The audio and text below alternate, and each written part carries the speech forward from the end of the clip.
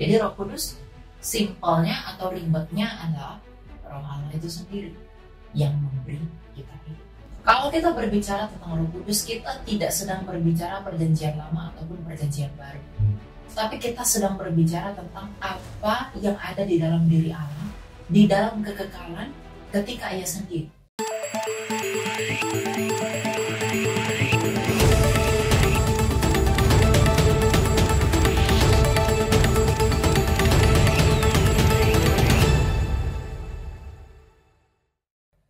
Shalom semua teman-teman podcast Rumah Harmoni TV. Hari ini kembali lagi bersama dengan saya Dieter Nicholas dan rekan saya yang luar biasa, saya Abi. Iya, kita akan berdua memandu hari ini. Ya, kita senang sekali belajar firman Tuhan ya, Bi. Ya. Terutama hari ini kita akan mengupas tuntas ya doktrin yang sangat fenomenal, yang agak kurang bisa dimengerti ya. Betul. Dengan banyak orang yang mungkin belum di dalam Tuhan kurang mengerti ya tentang Roh Kudus ini. Bahkan kadang-kadang bukan hanya sekedar di luar, kadang-kadang yang di dalam udah Kristen sebenarnya kadang-kadang kurang memahami. Betul. Ya kan, karena memang dari berbagai macam gereja ada doktrin, penekanan doktrin sendiri-sendiri tentang Roh Kudus ini. Betul. Nah, hari ini kita kedatangan tamu yang sangat spesial dan luar biasa. Ini dia hambanya Elia Miron. Siap. Gimana kan kabar kan? Baik, puji Tuhan. Puji Tuhan ya, semua aman-aman ya kalian? Aman. Semua dalam lindungan Tuhan tentunya. Puji Tuhan. Nah, hari ini kita akan mulai membahas ya kupas tuntas tentang Roh Kudus. Nah, kita akan mulai dari apa sih itu Roh Kudus ya. Mungkin kita mau kupas itu dulu. Gimana pandangan Elia tentang Roh Kudus itu sendiri? Pandangan atau siapa? Siapa Roh Kudus itu sendiri? Kita lebih tepat bilang apa itu Roh Kudus atau siapa itu Roh Kudus? Siapa itu Roh Siapa Kudus? itu Roh Kudus? Karena dia pribadi. Iya. Oke, jadi Roh Kudus itu siapa? Roh Kudus itu adalah rohnya Allah. Kenapa dia disebut Roh Kudus? Karena Allah itu kudus. Maka disebut Roh Kudus. Nah, Roh Kudus ini adalah rohnya Allah. Dalam 1 Korintus 4:6 dikatakan, bagi kita hanya ada satu Allah saja, yaitu Bapa. Jadi Roh Kudus ini adalah rohnya Bapa yang diam sejak kekal di dalam Bapa. Dan Roh Kudus ini adalah hidupnya Bapa. Dan oleh hidupnya ini dia memberi hidup kepada yang lain. Ayat 33 ayat 4. Bahwa oleh Roh Allah kita dihidupkan. Jadi Roh Kudus itu siapa? Roh Kudus itu adalah rohnya Allah yang memberi hidup. Nah, tetapi lebih daripada itu, kalau kita melihat di dalam ketritunggalan Allah, Roh Kudus itu sebenarnya apa? Perannya apa? Kalau ayat Alkitab kita bisa melihat bahwa Tuhan Yesus sering menyebut bahwa Roh Kudus itu sebagai roh penolong, roh kebenaran, roh penghibur. Kenapa dia dinyatakan demikian? Karena Roh Kudus itulah yang memberi kesaksian tentang siapa itu Yesus yang adalah gambar Allah. Oleh Roh Kudus itulah kita dapat memahami siapa itu Kristus yang adalah gambaran Allah. Jadi Bapa yang tidak terhampiri itu, Bapa yang tidak kelihatan itu, dia menyatakan dirinya oleh gambarnya sendiri, yaitu Yesus Kristus. Maka agar gambarnya itu dapat dimengerti oleh dunia, maka Roh Kudus itu memberi kita pengertian tentang siapa itu gambar Allah, agar kita bisa mengerti Bapa. Makanya Tuhan Yesus dalam Yohanes 16 berkata bahwa ketika roh kebenaran itu datang, ia akan memuliakan aku. Ia tidak bersaksi tentang dirinya sendiri. Gitu. Karena Yesus datang dari Bapa, maka Roh Kudus juga yang adalah rohnya Bapa itu datang dari Bapa untuk mengatakan siapa itu Bapa melalui gambarnya yaitu Yesus Kristus. Jadi Roh Kudus simpelnya atau ribetnya adalah Roh Allah itu sendiri yang memberi kita hidup. Makanya dalam karya penyelamatan Yesus Kristus yang tujuannya adalah kita agar memperoleh hidup yang kekal, Roh Kudus itu turut bekerja di dalam untuk membuat kita mengerti tentang karya Allah di dalam kekekalan yang menuntun kita kepada hidup itu. Itulah Roh Kudus. Tapi kalau kita membahas Roh Kudus ya, apalagi kalau kita membaca firman Tuhan, seringkali kita menemukan kata-kata Roh Kudus itu kebanyakan di Perjanjian Baru dibahas. Ya. Ya kan? Nah, bagaimana peran Roh Kudus sendiri di dalam Perjanjian Lama? Ya, kita kan udah pernah membahas tentang Allah Tritunggal. Ya, bahwa Allah Bapa melalui firman-Nya yang menciptakan dunia ini. Ya. Nah, bagaimana dengan peran Roh Kudus di dalam Perjanjian Lama itu sendiri? Oke, kita coba buka Mazmur 33 ayat 6. Boleh dibaca Mazmur 33 ayat 6. Mazmur 33 ayat 6. Roh Kudus itu apa? Oke. Mazmur 33 ayatnya. Oleh firman Tuhan langit telah dijadikan. Oleh nafas dari mulutnya lah segala tentara. Tentaranya. Segala tentaranya. Cuma itu dong. Iya.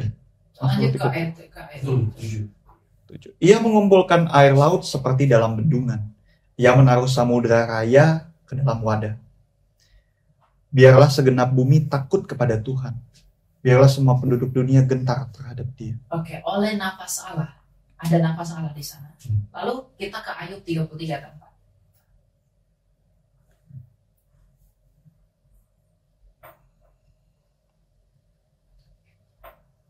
Ayub 33 ayat yang keempat, Roh Allah telah membuat aku Roh Allah telah membuat aku, dan nafas yang maha kuasa membuat aku hidup. nafas yang maha kuasa membuat aku hidup. Jadi apa sebenarnya peran Roh Kudus ini di Perjanjian Lama? Kalau kita berbicara tentang Roh Kudus, kita tidak sedang berbicara Perjanjian Lama ataupun Perjanjian Baru. Tapi kita sedang berbicara tentang apa yang ada di dalam diri Allah, di dalam kekekalan ketika Ia sendiri. Jadi kalau kita berbicara Roh Kudus di dalam kodrat ilahinya, itu kita tidak berbicara di masa-masa tertentu. Karena Roh Kudus itu sudah sejak kekal bersama-sama dengan Allah Sang Bapa. Tetapi di Perjanjian Lama, peran Roh Kudus itu apa? Itu mungkin kita pertanyakan. Karena di Perjanjian Baru, Dia memang datang sebagai penolong. Tapi apakah di Perjanjian Lama Dia bukan sebagai penolong? Dia sebagai penolong juga. Kalau kita melihat para nabi bernubuat, para nabi berbicara, itu karena Roh Allah hinggap atas mereka. Roh Allah itu membantu mereka untuk menyaksikan dan untuk memberitahu apa yang mau Allah beritahu. Gitu. Jadi kalau di Perjanjian Lama, Roh Allah itu berperan sebatas untuk mengurapi para nabi yang kepadanya Allah berkenan untuk menyatakan dirinya. Karena kita harus mengetahui bahwa Roh Allah itu menyelami Allah sepenuhnya. Coba kita buka di dalam 1 Korintus 2 ayat 10 dan 11. 1 Korintus 2, 10, 11. Oke, 1 Korintus 2 ayat 10 sampai dengan yang 11. Karena kepada kita Allah telah menyatakannya oleh Roh. Sebab Roh Karena kepada kita Allah menyatakannya kepada kita oleh Roh. Sebab Roh menyelidiki segala sesuatu, bahkan hal-hal yang tersembunyi dalam diri Allah. Bahkan Roh hal-hal yang tersembunyi dalam diri Allah. Coba bayangkan di Perjanjian Lama, para nabi itu bernubuat. Para nabi itu menyatakan sesuatu yang belum mereka lihat. Kalau kita melihat kepada Musa, dia bernubuat tentang Mesias yang akan datang, yang harus seperti ini.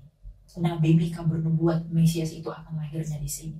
Kemudian Yesaya bernubuat Mesias yang akan datang itu akan matinya begini dan lain-lain. Nubuatan mereka itu tentu adalah sebuah misteri yang mengurapi mereka. Tentu Roh Kudus yang mengetahui siapa itu Allah di dalam misteri. Jadi yang menyelidiki batinnya Allah itu adalah Roh Kudus. Karena Roh Kuduslah yang tahu siapa Allah itu sepenuhnya. Maka rahasia Allah itu dinyatakan oleh Roh Kudus kepada para nabi melalui pengurapannya. Makanya di Perjanjian Baru, Roh Kudus itu datang bukan lagi dalam peran seperti itu, tapi di dalam materai atas apa yang dijanjikan.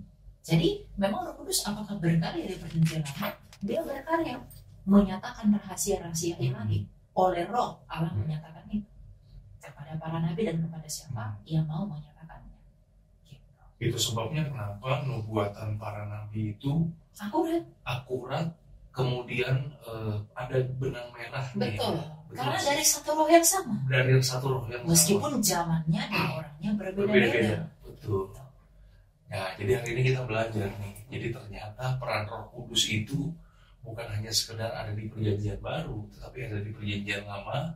Bagaimana Roh Kudus itu mengurapi para nabi untuk para nabi berbicara nubuatan tentang kedatangan Mesias.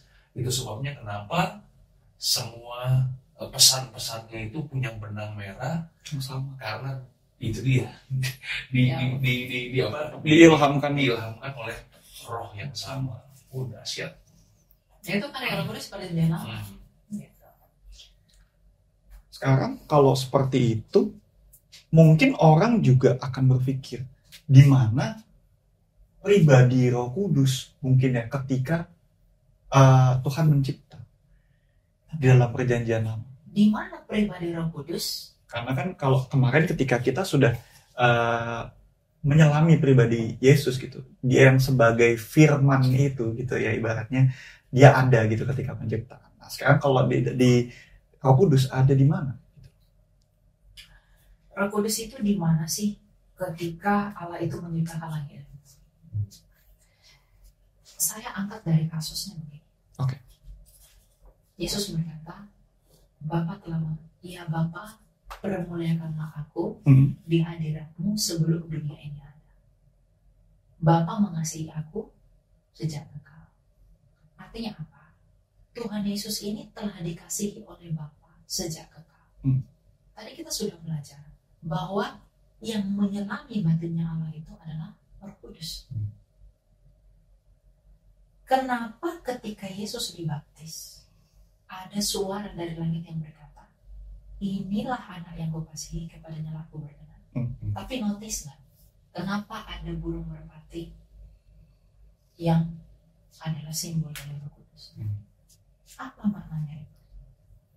Artinya peristiwa itu mau menyatakan bahwa inilah anak yang kukasihi, kepadanya lah aku berkenan. Bapa itu mengasihi yang dibaptis yang adalah firman. Itu dicurahkan melalui Rohnya yang kudus. Jadi Roh Kudus itu adalah Roh yang mencurahkan kasih. Oke. Jadi kasihnya Bapa kepada anak itu dicurahkan oleh Rohnya. Kasihnya anak kepada Bapa juga dipantulkan oleh Roh Kudus. Jadi ketika kita diperhadapkan kepada pertanyaan, di manakah Roh Allah? Ketika proses penciptaan, dia di dalam Bapa. Dan dia keluar dari Bapa tetapi tidak terpisah dari Bapa untuk menghidupi apa yang dicipta oleh firman. Makanya Allah Tritunggal itu berkarya di dalam penciptaan. Sang Bapa yang Maha Kuasa, dia menjadikan ciptaan itu oleh firman, maka oleh Rohnya dia menghidupinya. Jadi di mana dia tidak kemana-mana, tetapi dia menghantarkan kasih itu. Kenapa Tuhan menciptakan langit dan bumi? Karena kasihnya, bukan? Dia menciptakan langit dan bumi, dia menciptakan segala sesuatu itu karena kasihnya. Dia mau menghantarkan kasihnya kepada ciptaannya. Maka kalau Roh Kudus adalah Roh yang mencurahkan kasih itu, kemana Roh Kudus ketika penciptaan? Dia ada di dalam penciptaan itu. Bahkan dia turut berkarya dalam penciptaan itu. Karena Allah yang adalah kasih mencipta langit dan bumi, oleh karena kasih, maka pencurah kasih itu dinyatakan. Makanya Roh Kudus itu melingkupi, mencengkerami semesta sehingga bumi ini hidup. Bukankah kita mendengar bahwa pada awalnya langit dan bumi ini kosong, belum berbentuk, tapi kenapa dia bisa hidup? Karena Roh Allah melayang-layang di atas permukaan air, dan Roh Allah itu menghidupi apa yang kosong dan yang belum berbentuk. Begitu juga dengan ketika Tuhan Allah menciptakan manusia. Betul. Dalam Kejadian 2 ayat yang ke-7, firman Tuhan katakan, ketika itulah Tuhan Allah membentuk manusia itu dari debu tanah dan menghembuskan nafas hidup ke dalam hidungnya. Demikianlah manusia itu menjadi makhluk yang hidup. Gitu ya? Betul. Coba Roma 5 ayat 5 kita baca ya. Ini jarang orang lain sadari bahwa Roh Kudus itu adalah yang mencurahkan kasih Allah itu. Oke. Roma 5 ayat yang kelima. Dan pengharapan tidak mengecewakan, karena kasih Allah telah dicurahkan di dalam hati kita oleh Roh Kudus yang telah dikaruniakan kepada kita. Jadi kasih Allah itu dicurahkan kepada kita itu oleh siapa? Oleh Roh Kudus. Sama seperti Bapa mencurahkan kasihnya dan membuktikan kasihnya kepada anaknya ketika dibaptis melalui Roh Kudus yang hadir sebagai burung merpati di sana. Ketiga realita konkret dari Allah Tritunggal ini itu hadir di dalam waktu yang bersamaan. Langit yang terbuka itu adalah sebuah frasa yang digunakan rasul-rasul untuk menunjukkan bahwa Bapa itu adanya di langit. Tetapi ketika peristiwa pembaptisan ada Roh Kudus di sana, artinya Tuhan mau memberitahu bahwa Roh Kudus inilah yang mencurahkan kasihku kepada firman. Makanya Yesus berkata, Bapa di dalam aku di dalam Bapa. Jadi di mana dia pada masa penciptaan? Dia tidak kemana-mana. Dia turun ikut mencipta. Bapa menjadikan oleh firman, dia menghidupi oleh Roh.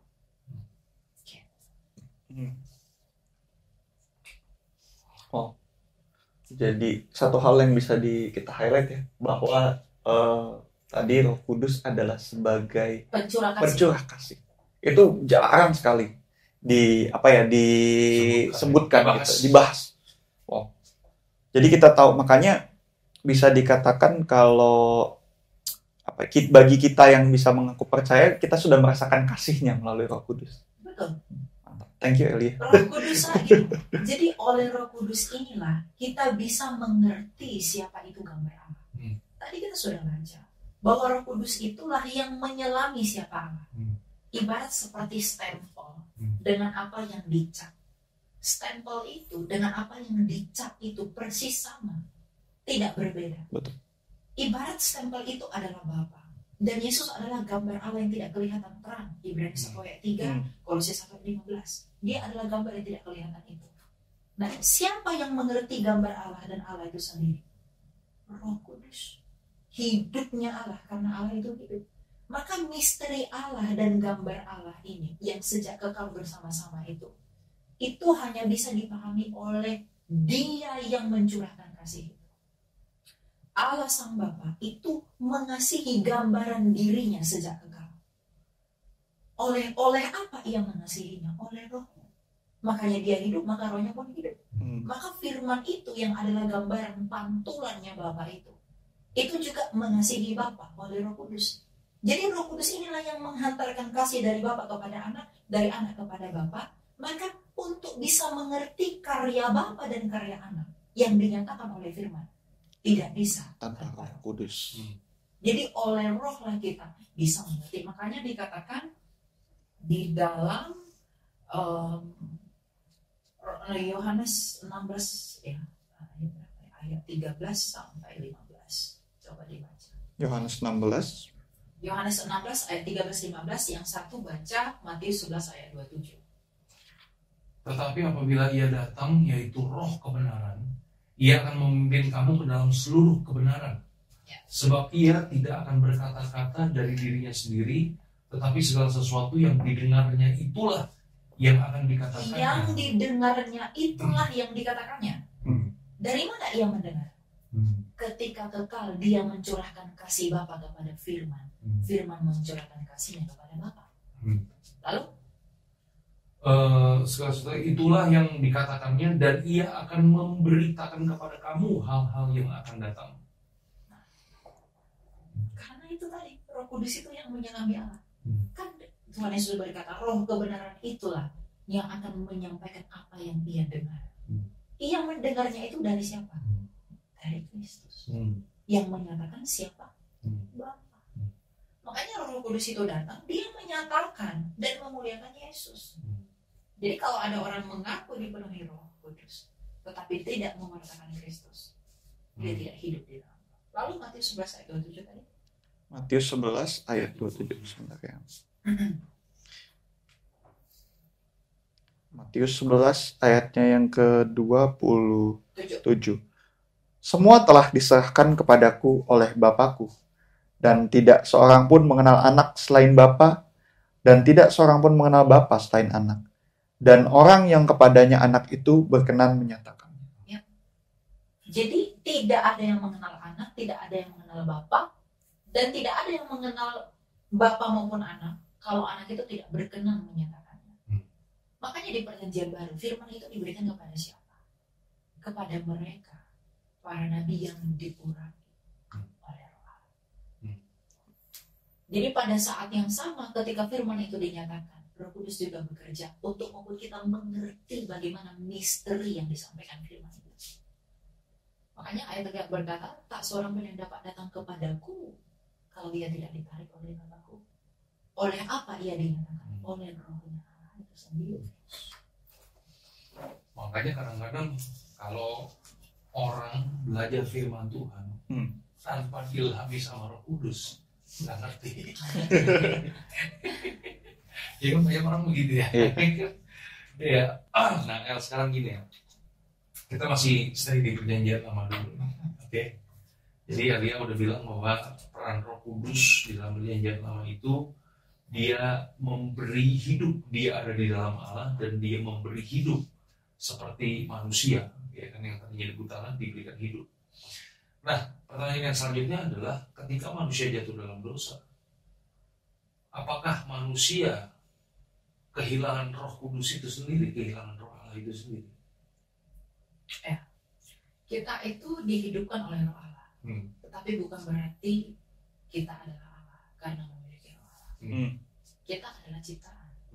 Roh Allah itu yang menganugerahi kita. Tadi kan kita udah baca di dalam Ayub 33 ayat 4. Roh Allah menjadikan aku. Berarti roh yang di dalam kita ini bukan roh Allah. Jadi ketika manusia jatuh ke dalam dosa, Roh Allah telah membuat aku dan nafas yang maha kuasa telah membuat aku. Iya, betul. Jadi bukan berarti roh kita adalah roh Allah. Tetapi ketika manusia itu jatuh ke dalam dosa, apa yang terjadi dengan roh Allah? Roh Allah itu mundur karena manusia itu sudah tidak kudus. Makanya tidak semua orang punya karunia pengurapan Roh Kudus. Tapi kepada siapa? Tadi kita baca Matius 11 kepada siapa ia berkenan untuk menyatakannya. Jadi dia mundur. Sama seperti ketika kasus Saul. Tuhan mundur dari perkenanan Saul dan mengizinkan roh jahat itu menghinggapi dia. Jadi bisa dikatakan begini nggak, di dalam perjanjian lama ketika manusia sudah jatuh dalam dosa, berarti tidak semua orang yang dalam perjanjian lama dipenuhi Roh Allah, dipenuhi Roh Kudus. Tidak. Dalam tanda kutip, hanya mereka yang diurapi, yang Tuhan pilih, yang dikhususkan, dialah yang bisa menerima dipenuhi Roh Kudus itu sendiri ya. Oke. Tetapi itu bukan sebagai materai, itu sebagai pengurapan untuk menyatakan hal-hal yang akan datang. Tadi kan kita udah baca, Roh Kudus menyatakan hal-hal apa yang akan datang. Makanya tidak heran para nabi yang diurapi oleh Roh Kudus di dalam zaman dan masa yang berbeda itu bersaksi memberitakan tentang satu peristiwa yang sama yang akan datang, yaitu Kristus.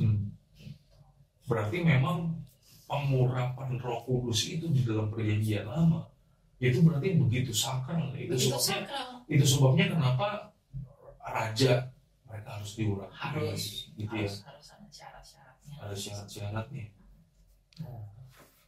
Dan di perjanjian lama juga sebenarnya sakral. Tetapi kesakralan itu tidak lagi seperti tuntutan perjanjian lama, karena kita sudah memperoleh apa yang dijanjikan oleh Roh itu, yaitu Yesus Kristus. Saya tadi di perjanjian baru itu, tadi kan ngomongnya perjanjian baru itu sama sakralnya sebenarnya. Cuma memang kita sebagai pribadi manusia menganggap itu sebagai sesuatu yang udah biasa aja gitu kan. Kalau perjanjian lama kan macam-macam dikit mati, dikit mati. Karena kudus. Bahkan sampai awal ini ya, sampai awal perjanjian baru ya, waktu kejadian Ananias itu ya. Sampai dia kan mempermainkan Roh Kudus. Betul. Mati nggak dia? Itu. Jadi sama sakralnya sebenarnya. Cuma cara kita memandang dia itu sudah berbeda. Makanya dalam Galatia 3 dikatakan, hukum Taurat itu adalah penuntun bagi yang akan datang. Yang memberi hukum Taurat, kemudian tuntunan itu kan Roh Kudus juga. Roh yang sama juga mengaruniakan iman itu. sama aja, cuma kita memandangnya dalam kacamata yang berbeda.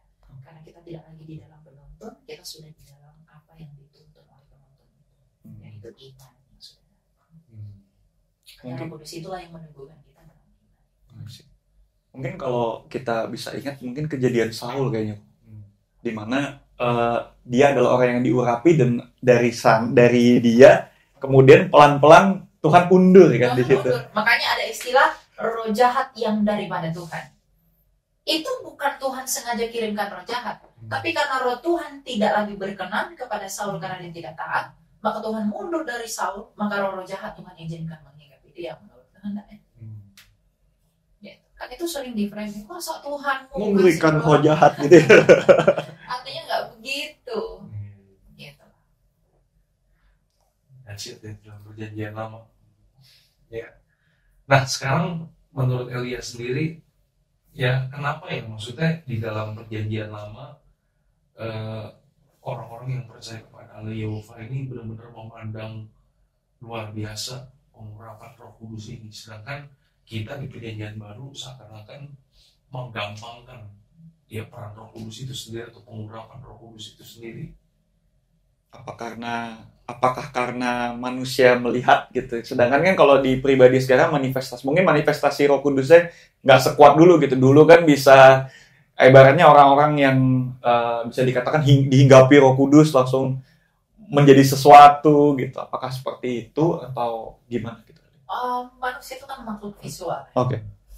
Jadi ketika mereka melihat orang-orang yang bermemainkan Roh Kudus di perjanjian lama seketika itu mati di hadapan mereka, mereka pasti takut. Kalau di zaman sekarang, di zaman kasih karunia ini, 1 Yohanes 1:9, kamu mengaku dosamu, ya adalah seperti dan dia akan mengampuni, dan lain sebagainya. Jadi iman itu sudah melayakkan kita untuk berdoa kepada imam besar itu, agar ia membawa kita kepada Bapaknya. Jadi memang sudah berbeda zaman dan sudah berbeda konteks, tapi masih di dalam roh yang sama. Gitu. Karena tujuan itu sudah datang. Jadi ya, karena mereka di zaman perjanjian baru kan nggak banyak kasusnya seperti perjanjian lama. Macam-macam dikit mati, coba begitu di zaman sekarang. Pasti nggak ada orang yang main-main. Itu kan namanya aja zaman kasih karunia. Kalau perjanjian lama, Tuhan itu mau menunjukkan kepada manusia, inilah kamu yang berdosa ini dan akulah yang kudus. Kalau kamu macam-macam mendekat sama aku, kamu mati. Kamu tidak setara dengan kekudusanmu. Iya sih. Kalau bisa dikatakan teringat pada posisi Gunung Sinai, bahwa yang mereka tidak melihat wajah Tuhan, hanya sekelibat aja, gitu ibaratnya. Makanya ketika Tuhan bertemu dengan Musa, kamu lepas kasutmu karena tanah. Jadi orang dalam perjanjian lama memandang roh Allah atau roh Tuhan itu begitu sakral, begitu luar biasa.